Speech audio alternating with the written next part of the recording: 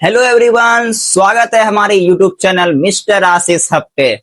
साथियों, आज का चैप्टर नंबर 7 हम लोग करने जा रहे हैं हिंदी का, जिसका नाम है परंपरागत का मूल्यांकन। चैप्टर का क्या नाम है? परंपरागत का मूल्यांकन। जिनके लेखक कौन हैं? रामविलास शर्मा जी इनके लेखक हैं। इन्होंने ही परंपरागत का मूल्यांकन लिखा। परंपरागत का मूल्यांकन क्या है? एक निबंध है। तो आइए सबसे पहले इनका हम लोग लेखक परिचय देखते हैं, यानी कि रामविलास शर्मा जी का बारे में, जीवन के बारे में परिचय पढ़ते हैं कि उन्होंने क्या क्या अपने जीवन में किया, पढ़ाई कब किया, जन्म कब हुआ, जन्म स्थान कब हुआ और इनका निधन कब हुआ। आइए तो सबसे पहले देखिए कि लेखक जो हैं इनका पूरा नाम क्या है। इनका पूरा नाम है, देखिए, डॉक्टर रामविलास शर्मा। इनका लेखक का पूरा नाम क्या है? डॉक्टर रामविलास शर्मा इनका पूरा नाम है। इनका जन्म कब होता है? इनका जन्म होता है 10 अक्टूबर 1912 ईस्वी को इनका जन्म होता है। 10 अक्टूबर 1912 ईस्वी को लेखक का जन्म होता है। अब देखिए जन्म स्थान के बारे में जानते हैं कि ये जन्म स्थान कहां पर है, कहां इनका जन्म स्थान होता है। जन्म तो हम लोगों ने देख लिया कि 10 अक्टूबर 1912 ईस्वी में ये जन्मे। अब कौन से स्थान में जन्मे? तो ये उत्तर प्रदेश के उन्नाव उच्च गांव सानी में इनका जन्म हुआ है। उत्तर प्रदेश के उन्नाव उच्च गांव सानी में इनका जन्म हुआ है, उत्तर प्रदेश में। तो एक चीज आप लोगों ने नोटिस किया कि जितना भी कभी हम लोग पढ़ते आ रहे हैं, अभी तक हम लोगों ने चैप्टर नंबर 1 से लेकर चैप्टर नंबर 6 तक पूरा पढ़ा, तो अधिकतर कभी देखेंगे कि ये उत्तर प्रदेश से ही है। क्या बात है, उत्तर प्रदेश वाले लगते हैं वहां ज्यादा कभी आते हैं। खैर कोई बात नहीं, हम लोग को तो पढ़ना है उत्तर प्रदेश, और इजी बात है कि आप लोग को आसान करने में सुविधा होगी, यानी कि याद करने में सुविधा होगी। अब देख लेते हैं कि इन्होंने शिक्षा कहां से पाई। तो देखिए इनकी जो शिक्षा थी वो बीए जो है इन्होंने कब किया? इन्होंने बीए किया 1932 ईस्वी में। इन्होंने बीए किया कौन से कॉलेज से? विश्वविद्यालय को इंग्लिश में बोलते हैं कॉलेज। कौन से कॉलेज से? लखनऊ कॉलेज से इन्होंने बीए किया। अब देखिए एमबीए कब किया? इन्होंने एमबीए किए 1934 ईस्वी में लखनऊ विश्वविद्यालय से। बीए भी लखनऊ विद्यालय से और एमबीए भी लखनऊ विश्वविद्यालय से। समझ गए? अब देखिए ये जिस कॉलेज में पढ़े, बीए और एमबीए किए, उसी कॉलेज में इनको पढ़ाने, यानी उसी कॉलेज में ये शिक्षक बन गए हैं। कितना भाग्य की बात है कि आप जिस कॉलेज में या जिस स्कूल में अभी पढ़ रहे हैं, अभी क्लास 10th में पढ़ रहे हैं, तो स्कूल हुआ, जिस स्कूल में आप पढ़ रहे हैं उसी स्कूल का आप टीचर बन जाइएगा तो आपको गर्व होगा कि हम यही स्कूल से निकले और टीचर बन गए। तो ये लखनऊ विश्वविद्यालय से अपना बीए और एमबीए की पढ़ाई करके निकले और यही स्कूल के, यानी सॉरी माफ कीजिएगा, यही विश्वविद्यालय के अध्यापक बन गए। कब ये अध्यापक बने? अध्यापक का कार्य इनका कब तक से कब तक चलता रहा? तो 1938 ईस्वी से 1943 ईस्वी से इनका अध्यापन का कार्य, यानी कि पढ़ाने का कार्य चलता रहा। कब से कब तक? 1938 से लेकर 1943 तक। समझ गए? अब देखिए, अब जो है ये सेवा निवृत्त हो गए। क्या हुआ कि अध्यापन शिक्षा हो गया, इन्होंने टीचर की काम कर ली, उसके बाद इनको जो है अध्यापन के कार्य से सेवानिवृत्त की कब हुई? कब हुई सेवानिवृत्त? सेवानिवृत्त कहने का मतलब है ये रिटायरमेंट कब हुए? तो ये 1974 ईस्वी में इनका रिटायरमेंट हो जाता है। कब? 1974 ईस्वी में। दिख रहा है आपको ना? उसके बाद साथियों इन्हें प्रगतिशील लेखन के रूप में एक मंत्री की उपाधि दी जाती है जिनका नाम है महामंत्री। क्या नाम है? महामंत्री की इनको उपाधि दी जाती है। कब से कब तक? देखिए इनको उपाधि दी जाती है, देखिए इनको उपाधि दी जाती है 1949 से लेकर 1953 ईस्वी तक इन्हें उपाधि दी जाती है महामंत्री की। किन्हें? रामविलास शर्मा जी को। अब देखिए सारे कवि के बारे में जब हम लोग पढ़ते हैं तो उन्हें पुरस्कार भी दिया जाता है।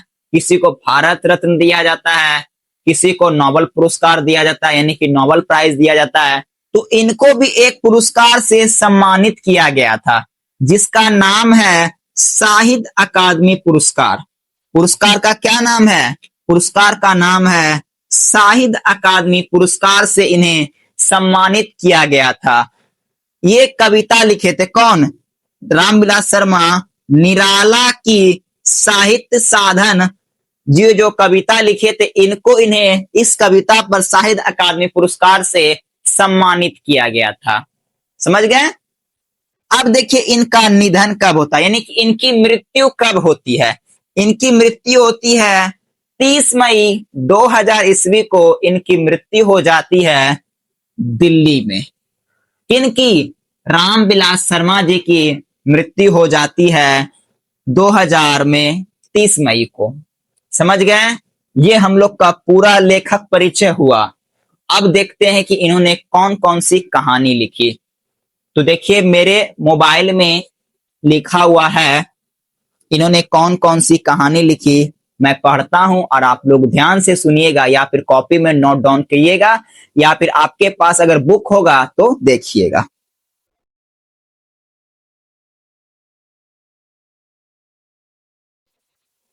उनकी अन्य रचना में सबसे पहला रचना आता है आचार्य रामचंद्र शुक्ल और आलोचना। उसके बाद लिखते हैं भारतेंदु हरिश्चंद्र। उसके बाद प्रेमचंद्र और उनका गुण। फिर लिखते हैं भाषा और समाज। उसके बाद लिखते हैं महावीर प्रसाद द्विवेदी और हिंदी नवजागरण। उसके बाद यह लिखते हैं भारत की भाषा समस्या। उसके बाद नई कविता, फिर अस्तित्ववाद। उसके बाद लिखते हैं भारत में अंग्रेजी राज और मास्कवाद। उसके बाद कौन सी लिखते हैं? उसके बाद लिखते हैं भारत के प्राचीन भाषा परिवार और हिंदी। फिर विराम चिन्ह और बड़े भाई। जैसे ये प्रमुख रचना लिखे हैं। आपके एग्जाम में ये सब सारे प्रमुख रचना आएगा। मैं क्या करूंगा, इसका पूरा पीडीएफ और जो रचना इन्होंने रचा उसका पीडीएफ मैं सारे आपके टेलीग्राम में डाल दूंगा। डिस्क्रिप्शन बॉक्स में टेलीग्राम का लिंक डाल दिया गया है, वहां से जाके आप लोग बिल्कुल आसानी से इसका पीडीएफ से आप लोग नोट्स बना सकते हैं। तो चलिए अब हम लोग बिल्कुल सरल भाषा में इन्होंने क्या लिखा, कहानी लिखा, कविता लिखा, निबंध लिखा। तो इन्होंने एक प्रकार का निबंध लिखा। निबंध जो है सिर्फ समझने लायक है साथियों। बहादुर जब हम लोग चैप्टर पढ़ रहे थे तो कितना मजा आया था, लेकिन बहादुर के जैसा कहानी नहीं है। ये क्या है, ये निबंध है। तो आपको थोड़ा सा बोरिंग फील होगा क्यों, फिर भी लेकिन मैं पूरा पुनः प्रयास करूंगा आपको समझाने के लिए। तो चलिए हम लोग कहानी पढ़ते हैं। आप लोग ध्यान से सिर्फ सुनिएगा। बोरिंग फील होगा तो फिर भी सुनिएगा, क्योंकि कहानी सुनना, निबंध है तो सुनना पड़ेगा। तो चलिए एंट्री हम लोग कहानी में करते हैं। आप लोग स्क्रीनशॉट ले लीजिए।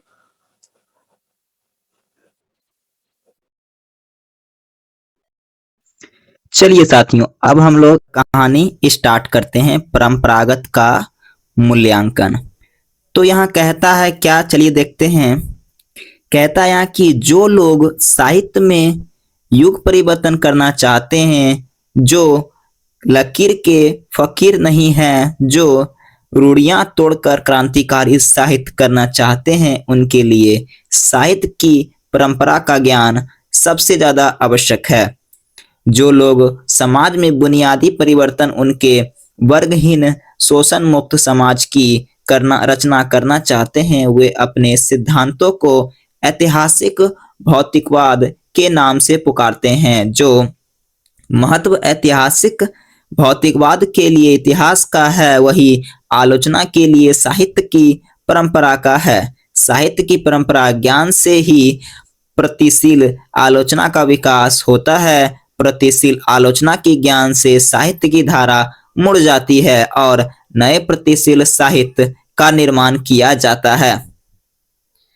आगे क्या कहता है इसमें कि प्रगतिशील आलोचना किन्हीं अमूर्त सिद्धांतों का संकलन नहीं, वह साहित्य की परंपरा का मूर्त ज्ञात है और यह ज्ञान उतना ही विकासमान है जितना कि साहित्य की परंपरा।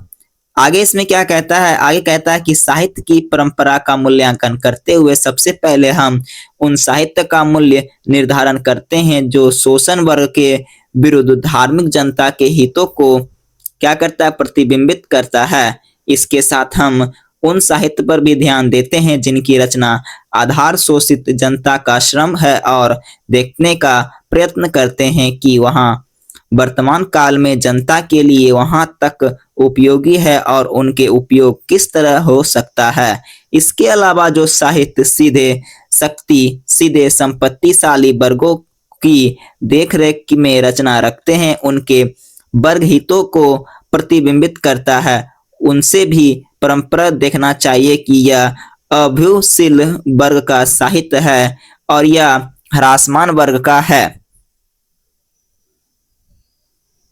सिर्फ ध्यान से सुनिएगा और समझने का प्रयत्न कीजिएगा। यह स्मरण रखना चाहिए कि पुराने समाज में वर्गों की रूपरेखा कभी बहुत स्पष्ट नहीं रही। जहां पूंजीवाद का यथेष्ट विकास हो गया है वहां यह संभवतः होता है कि संपत्तिशाली और संपत्तिहीन वर्ग एक दूसरे के सामने पूरी तरह विरोध बनकर खड़े हो जाते हैं। पुराने साहित्य में वर्ग हित साफ साफ ठकराते हुए दिखाई देते हैं। इसकी संभावना कम होती है। सम्मत के यानी कि सभ्यता के अनेक हितों की तरह साहित्य में भी ऐसे तत्व देखने को मिलता है जो विरोधी वर्ग के काम में आते हैं। आग जलाकर खाना पकाना मानव सभ्यता का समान तत्व बन गया है। कल कारखानों में भाप और बिजली से चलने वाली मशीनों का उपयोग समाजवादी व्यवस्था में होता है और पूंजीवादी व्यवस्था में भी सभ्य का हर स्तर वर्गयुद्ध नहीं होता। इस तरह साहित्य का हर स्तर संपत्तिशाली वर्गों के हितों में बांधा हुआ नहीं रहता। साहित्य की इस व्यापकता को स्वीकार करना वैसे ही है जैसे समाज व्यवस्था में बिजली का उपयोग ना करना, क्योंकि इसका आविष्कार पूंजीवादी वर्ग में हुआ था और उनका उपयोग भी पूंजीपतियों ने अपने हितों के लिए। अब देखिए कहने का मतलब होता है कि कभी क्या कहना चाहते हैं रामविलास शर्मा, कहते हैं कि परंपरा का मूल्यांकन जो है वो बीते समय से क्या हो रहा है कि चलते आ रहा है। कभी क्या हुआ कि अंग्रेज आए तो अपने आदतों को लगाकर हम लोग को चले गए, विभिन्न प्रकार के लोग आए तो अपने आदतों को लगाकर चल गए, नए नए आविष्कार किए, पूंजीवादी समाज का निर्माण हुआ और उनका उपयोग पूंजीपतियों ने अपने हितों के लिए किया। साहित्य मनुष्य ने संपूर्ण जीवन से संबंध आर्थिक जीवन के अलावा मनुष्य एक प्राणी के रूप में भी अपना जीवन बिताता है। साहित्य में उनकी बहुत सी आदिम भावनाएं प्रतिफलित होती है जो उसे प्राणी मात्र से जोड़ती है। इस बात को बार बार कहने में कोई हानि नहीं है कि साहित्य विचारधारा मात्र नहीं है, उसमें मनुष्य का द्वितीय बोध, उनकी भावनाएं भी व्यंजित होती है। साहित्य का यह पक्ष अपेक्षाकृत अस्थायी होती है और यह साहित्य में अपने विकास प्रक्रिया की तरह संपन्न नहीं होता। जैसे समाज में सामाजिक विकास क्रम में संपत्ति सभ्यता की अपेक्षा पूंजीवादी सभ्यता को अधिक प्रगतिशील कहा जाता है और पूंजीवादी सभ्यता के मुकाबले समाजवादी सभ्यता को पुराने चरखे और करंगे के मुकाबले मशीनों के व्यापारिक में श्रम की उत्पादकता बहुत बढ़ गई, पर यह आवश्यकता नहीं है कि सामंती समाज के कवि की अपेक्षा पूंजीवादी समाज का कवि श्रेष्ठ हो। यह भी सभ्यता की आधुनिक सभ्यता का विकास कविता के विकास का विरोध हो गया और कवि स्वयं बिकाऊ माल बन रहा हो। व्यवहार में यही देखना जाता है कि 19वीं और 20वीं सदी के कवि क्या भारत में क्या यूरी पुराने कवियों को ठोके जा रहे थे, वहीं उनके आसपास पहुंचे जा रहे थे। उनके अपने को धन्य मानते हैं जो तमाम कवि अपने पूर्ववर्ती कवियों की रचनाओं का मनन करते हैं, वे उनके अनुकरण नहीं करते हैं, उससे सीखते हैं और स्वयं नई परंपराओं को जन्म देते हैं। जो साहित्य दूसरे की नकल करके लिखा जाता है वह अधम कोटि का होता है और साहित्य असमर्था एक सूचना देता है। जो महान साहित्यकार है उनकी कला की आवृत्ति नहीं होती है, यहाँ तक कि एक भाषा से दूसरे भाषा में अनुवाद करने पर उनका कलात्मक सौंदर्य ज्यों का त्यों नहीं बना रहता। औद्योगिक उत्पादन और कलात्मक सौंदर्य जो का तो नहीं बना रहता। औद्योगिक उत्पादन और कलात्मक उत्पादन में बहुत बड़ा अंतर है। अमेरिका ने एटम बम बनाया, रूस ने भी, पर शेक्सपियर के नाटकों जैसे चीजों का भी उत्पादन दोबारा इंग्लैंड में भी नहीं हुआ। अब देखिए कहने का मतलब क्या कहते हैं कवि कि एक बार अगर कोई व्यक्ति कोई काम कर लिया, क्या उसे दोबारा कोई व्यक्ति हुबहू कर सकता है? नहीं कर सकता है। हमारे भारत में बहुत सारे कवि आए और नए नए चीज लिखें, क्या कोई उसके जैसा कवि और जन्म ले सकता है? ले सकता है, लेकिन बिल्कुल हुबहू नहीं ले सकता। अमेरिका ने क्या किया कि एटम बम बनाया, उसके बाद रूस ने बनाया और उसके बाद क्या हुआ कि इंग्लैंड में भी बनाया। क्या अमेरिका जैसा हुबहू एटम बम बना सकता है? जी नहीं। यानी कि कवि यहाँ कहना चाहते हैं कि कोई भी चीज धरती पर एक समान नहीं है, ज्यों का त्यों जो रहा जाता है, कुछ न कुछ उसमें अंतर हम लोग को देखने को मिलता ही मिलता है। आगे इसमें क्या है देखते हैं। आगे इसमें है द्वैतत्व भौतिकवाद मनुष्य की चेतना को आर्थिक संबंधों से प्रभावित मानते हुए उनकी सापेक्षा स्वाधीनता स्वीकार करता है। आर्थिक संबंधों से प्रभावित होना एक बात है, उनके द्वारा चेतना का निर्धारित होना और बात है। भौतिकवाद का अर्थ है भव्यभाव नहीं, सब कुछ परिस्थितियों द्वारा अनिर्वाच्य निर्धारण नहीं हो जाता। यदि मनुष्य परिस्थितियों का नियामक नहीं होता है तो परिस्थितियां भी मनुष्य की नियामक नहीं है। दोनों का संबंध द्वैतत्व। यही कारण है कि साहित्य अपेक्षा रूप में स्वाधीनता हो जाता है। गुलामी अमेरिका में भी थी और गुलामी एथेंस में भी थी, किंतु एथेंस की स्थापना ने सारे यूरोप को प्रभावित किया और गुलामों के अमेरिकी मामलों ने मानव संस्कृति को कुछ भी नहीं दिया। अब देखिए आगे इसमें सिर्फ इसमें पढ़ने के लिए है और आपको समझना पड़ेगा, बस और कुछ भी नहीं है। सामंतवाद दुनिया भर में कायम रहा, पर इस सामंती दुनिया में महान कवि के दो ही केंद्र थे, भारत और ईरान। पूंजीवादी विकास यूरोप के तमाम देशों में हुआ, पर राफेल, लियोनार्दो दा विंची और माइकल एंजेलो इटली की देन है। यहाँ हम एक और यह देखते हैं कि विशेष सामाजिक परिस्थितियों में कला का विकास संभव होता है। दूसरी ओर हम यह भी देखते हैं कि समान सामाजिकवादी परिस्थितियों पर होने वाली कला का समान विकास नहीं होता।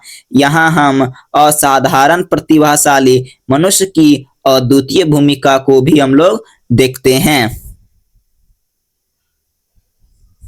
आगे इसमें कहता है कि साहित्य के निर्माण में प्रतिभाशाली मनुष्यों की भूमिका निर्यात है। इसका यह अर्थ नहीं है कि मनुष्य जो करते हैं वह सब कुछ अच्छा होता है या उनके श्रेष्ठ कृत्य के दोष नहीं होते। कला का पूर्णतः निर्दोष भी होना चाहिए। जैसे ऐसा कला निर्जीव इसलिए प्रतिभाशाली मनुष्य की अद्वितीय उपलब्धियों के बाद कुछ नया और उल्लेखनीय करने की गुंजाइश बनी रहती है। ये एक प्रकार का निबंध है। क्या है? एक प्रकार का निबंध लिखा गया है, तो कहानी में किसी प्रकार का कोई इंटरेस्ट नहीं आएगा। बहादुर जैसा चैप्टर है नहीं कि आपको मजा आएगा। सिर्फ पढ़ना है और समझना है और इसमें कुछ नहीं करना है। मेन चीज मैंने आपको पढ़ा दिया। मेन चीज क्या क्या था? मेन चीज था लेखक परिचय, जो मैंने आपको पढ़ा दिया। आगे इसमें कहता है कि आजकल व्यक्ति पूजा की काफी निंदा करती है, किंतु जो लोग सबसे ज्यादा, पूजा का मतलब होता है कि यहाँ पे वो बोला पूजा पाठ नहीं होता है। पूजा का मतलब होता है कि व्यक्ति की निंदा करना। ज्यादा व्यक्ति पूजा की निंदा करते हैं, वे सबसे ज्यादा व्यक्ति पूंजी का प्रचार भी करते हैं। यदि कोई साहित्यकार आलोचना से परे नहीं होता है तो राजनीतिक यह दावा और भी नहीं कर सकते हैं। इसलिए साहित्य के मूल्य राजनीतिक मूल्यों की अपेक्षा अधिक अस्थायी है। अंग्रेज कवि टेनिनस ने लैटिन कवि वर्जिल पर एक बड़ी अच्छी बात लिखी है। इनमें उन्होंने कहा कि रोमन साम्राज्य का वैभव समाप्त हो गया है और वर्जिल के काव्य सागर की ध्वनि तरंगे हमें आज भी सुनाई देती है और हृदय को आनंद विरल कर देती है। कहता है कि जब ब्रिटिश साम्राज्य का कोई नामबेल और पानी देवी का न रह जाना, तब शेक्सपियर के मिल्टन और शैली विक्स संस्कृत के आकाश में वैसे ही जानते नजर आएंगे पहले, और उनके प्रकाश पहले की अपेक्षा करोड़ों नए आंख देखेंगे। यहाँ कवि कहना चाहते हैं कि अगर कोई आपकी निंदा कर रहा है, कोई आपका पूजा पाठ कर रहा है, यहाँ पूजा पाठ का मतलब होता है कि कोई व्यक्ति आपको बुराई कर रहा है दूसरों के पास, तो आजकल किसके पास टाइम है कि कोई व्यक्ति आपका बुराई करे? बुराई कर रहा है तो आपका पहचान तो बना ना कि हाँ कोई तो आपको याद कर रहा है ना, बुराई ही सही लेकिन आपको याद तो कर रहा है। इतना तो टाइम दे रहा है कि हाँ वो व्यक्ति आपका शिकायत करके दूसरे व्यक्ति के पास गया, उसकी वो निंदा किया और उसकी वो पूजा पाठ किया, यानी कि पूजा किया। आगे इसमें कवि कहना चाहते हैं कि साहित्य के विकास में प्रतिभाशाली मनुष्य की तरह जन समुदायों और जातियों की विशेष भूमिका होती है। इसे कौन नहीं जानता है कि यूरोप के संस्कृति विकास में जो भूमिका प्राचीन यूनानियों की है वह अन्य किसी जाति की नहीं। जन समुदाय जब एक व्यवस्था से दूसरी व्यवस्था में प्रवेश करते हैं तब उनकी अस्मिता नष्ट नहीं हो जाती। प्राचीन यूनान अनेक गण समाजों में बटा हुआ है। आधुनिक यूनान एक राष्ट्र है। यह आधुनिक यूनान अपने प्राचीन संस्कृति से अपनी एकात्मा स्वीकार करता है या नहीं? 19वीं सदी में सेल और वारन ने अपने अस्वाधीनता के लिए लड़ने वाले यूनानियों को ऐसे एकात्मक पहचानने वाले में बड़ा परिश्रम किया। भारतीय स्वाधीनता आंदोलन के दौरान इस देश ने इसी तरह का अपना एकात्मक पहचान बनाई और इतिहास का प्रभाव ऐसे ही है कि वह विच्छिन्न है और अविच्छिन्न है। मानव समाज बदलता है और अपनी पुरानी अस्तित्व कायम करता है। जो तत्व मानव समुदाय को एक जाति के रूप में संगठित करते हैं उनमें इतिहास और सांस्कृतिक परंपराएं के आधार पर निर्मित यह अस्मिता का ज्ञान अत्यंत महत्वपूर्ण है। बंगाल विभाजन हुआ, किंतु जब तक पूर्व और पश्चिम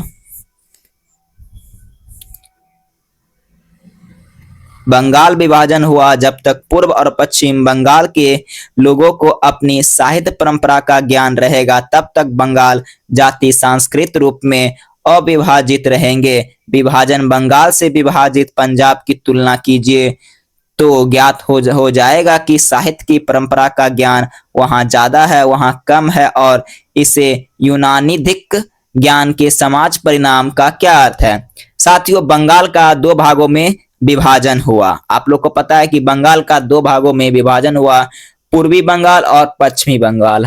विभाजन जब हुआ, क्या मनुष्य में एकता कायम रही? हाँ, कायम रही, क्योंकि विभाजन किसका हुआ? बंगाल का हुआ।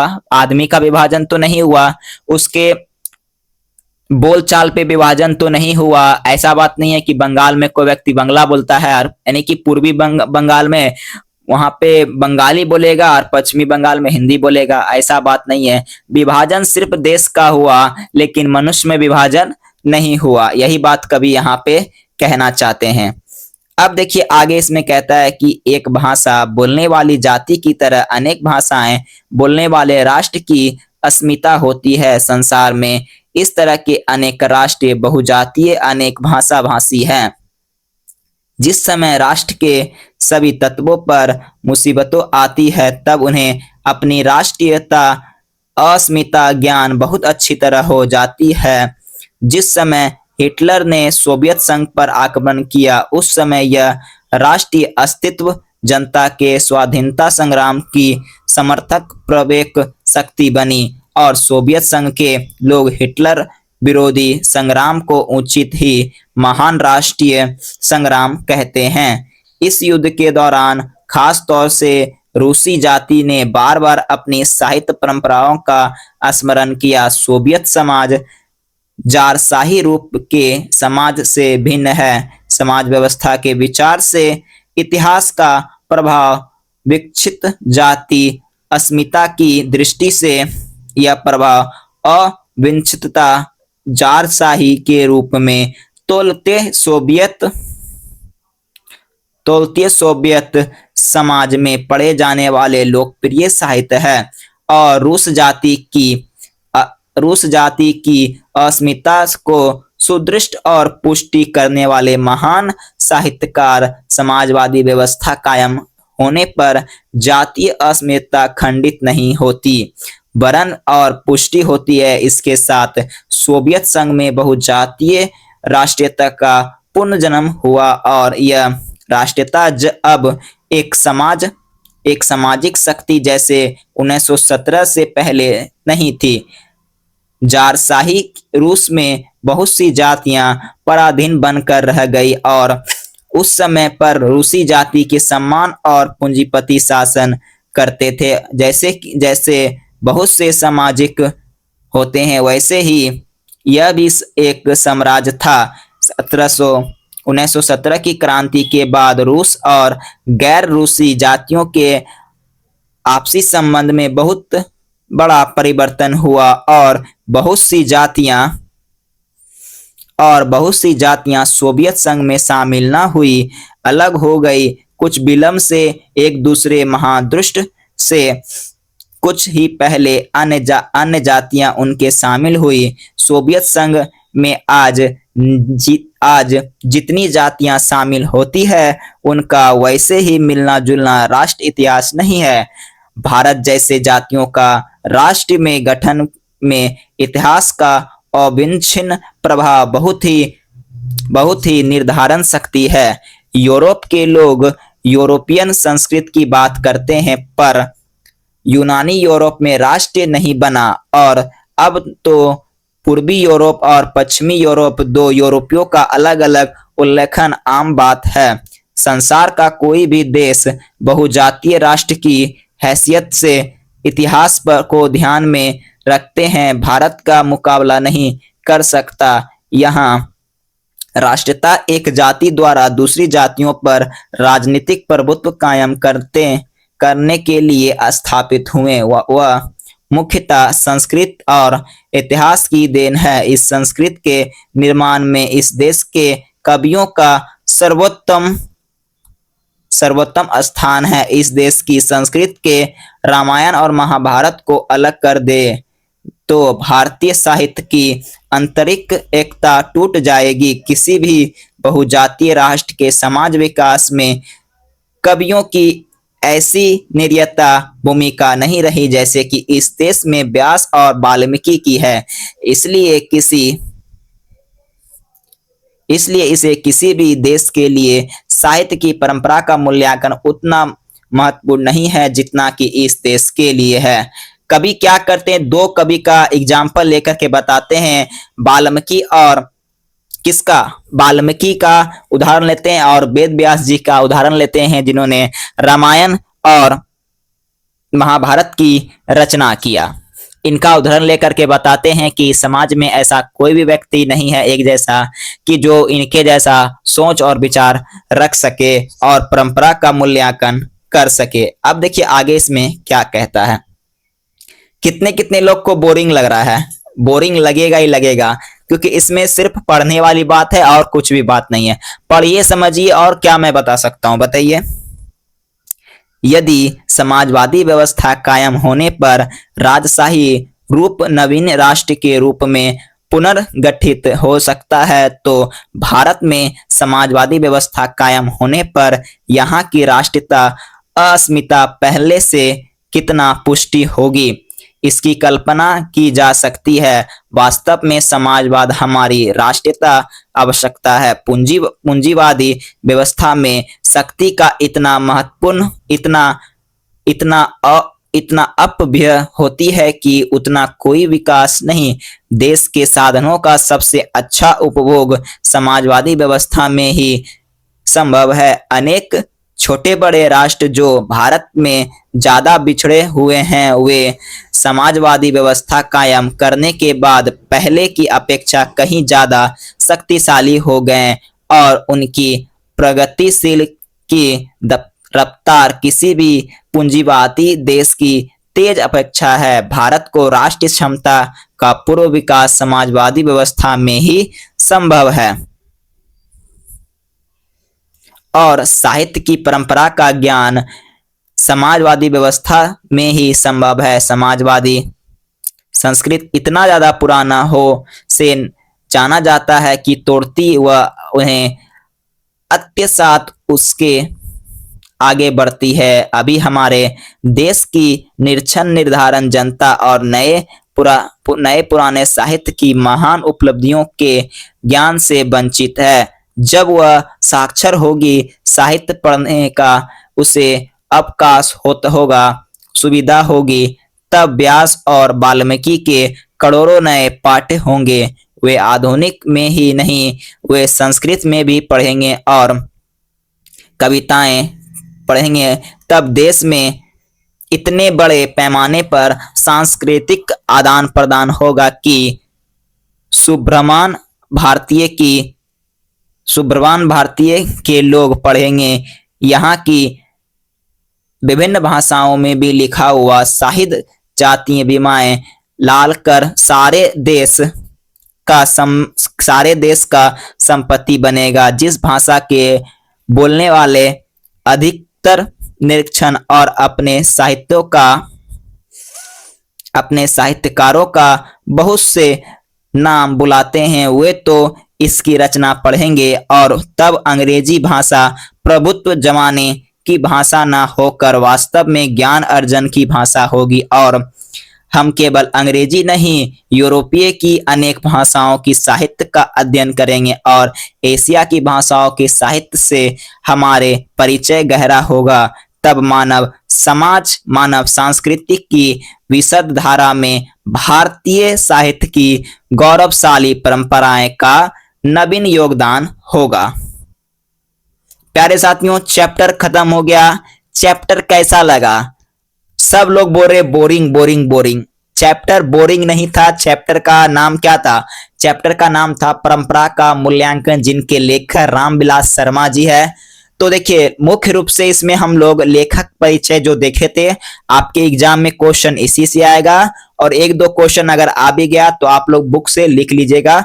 और देखिए अभी मैं इसका अगली क्लास में इसका मैं क्वेश्चन आंसर करवा दूंगा। अगली क्लास में इसका कितना 11, 12, 15 तक दिया है, 14 तक, ये 14 तक प्रश्न दिया हुआ है। तो मैं अगली क्लास में इसका मैं प्रश्न उत्तर करा दूंगा। हम लोग का साथियों गद्य खंड में जो है 7 चैप्टर कंप्लीट हो गया, 7 चैप्टर हो गया कंप्लीट। कुल 12 चैप्टर है हम लोग का, 5 चैप्टर और बचा। गद्य खंड का 5 चैप्टर और बचा, उसके बाद हम लोग गद्य खंड के बाद काव्य खंड पढ़ना स्टार्ट कर देंगे। और मैथ का भी हम लोग का 3 चैप्टर कंप्लीट हो गया है। तो चलिए साथियों, मिलते हैं हम लोग अपने अगले क्लास में। मैथ जाकर के देख लीजिएगा। ठीक है गाइस, मिलते हैं अगले क्लास में। वीडियो को लाइक करिए, शेयर करें और हमारे टेलीग्राम से जुड़ जाएं। वीडियो के डिस्क्रिप्शन में लिंक दे दिया गया है टेलीग्राम का, वहां के जाके आप लोग टेलीग्राम ज्वाइन कर सकते हैं।